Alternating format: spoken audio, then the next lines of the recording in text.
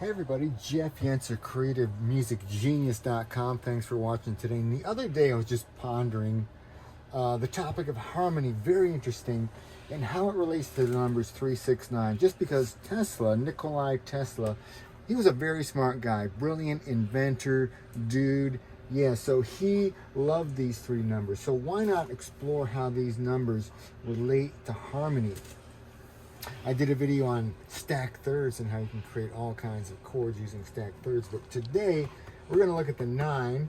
And I simply have written down here 4 and 5 equals 9, right? 4 and 5 equals 9. And how these numbers are incredibly fundamental to harmony. And they're actually like the most harmonious tones. Like if I play, listen to how beautiful those sound. How they play together, how they dance together, those three sounds, right? The root, say I'm in the key of C, right? What is a fifth or a fourth anyway, in case you're a newbie to all this, right? If I'm in the key of C, right, and I count that as 1, and then I just go up the scale, 2, 3, 4, 5, right? 1, 2, 3, 4, 5. I went C, D, E, F, G. So I ended up here on a G as my fifth, right? We call that an interval of a fifth, right? Listen to how good that sounds together. Now that's like the foundation of all major, all minor, a whole bunch of chords. Like not every single chord, but the vast majority of chords use those two notes as their foundation. You know, power chords even, right? It's how powerful these two tones are together, and they are like the most harmonious. They sound beautiful together.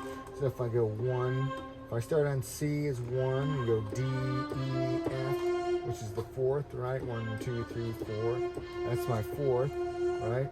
There's my root, my fourth, my fifth. How beautiful they sound together. Now take a look at this. The circle of infinite imagination, it's like a circle of fifths, they normally call this, right? Because you're going in a clockwise direction. It's an interval of a fifth, right? Between C, right, and G, we just looked at them. They're neighbors, that's an interval of a fifth. Between G and D is a fifth, right? 1, 2, 3, 4, 5, right? Between D and A is a fifth. Between A and E, and so on, all the way around the circle, and it just keeps going around the circle and going around the circle and going around the circle. But if you go in the other direction, it's fourths, right? Same two notes. Let's go from G to C this time, right? If I start on G as 1, A is 2, B is 3, C is 4. I've gone from C to G. Now it's only an interval of a fourth. Whereas if we went C to G, it's a fifth. If we go from G to C, make sure I'm saying it right. You know, it's easy to get it backwards. But if you go from G to C, it's an interval of a fourth. Okay, so you got fourths going this way, fifths going that way. You know, the same two notes, just played in a different order, create a different interval. Isn't that interesting? So that's circle 9, right? And these three chords right here, we call them the 1, 4, and 5. So if you take these notes, right, the C is your 1, and you make a chord out of it, you got a C. If you take the F and make a chord out of it, you got an F major, right? And if you take the G and make a chord out of it, right, you got that. And so many songs in modern music, like from early rock and roll onward, and even before that,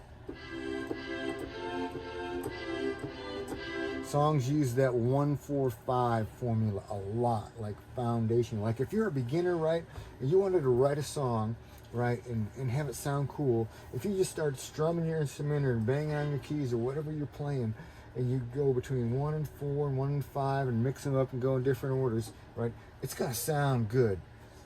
Just about anything, you know, it's about the rhythm and the feel. So that's your homework, is to create a song based on these three notes and chords right here. Actually, the 1, the 4, and the 5. Now, I could take this Genius wheel, say I didn't want to work in the key of C, say I wanted to do something different. I could always dial this over and pick 3 other chords to work with, right? A and D and E, right? Or I could dial it anywhere I want around and pick a key, write a song, let me hear it. If you've got other ways to look at the 3, the 6, and the 9 when it comes to harmony, we want to hear your ideas. There's all kinds of ways we could apply this. Jeff Yenser, CreativeMusicGenius.com. Stay tuned for the 6th part. I'm going to do that next. The 6 most used modes.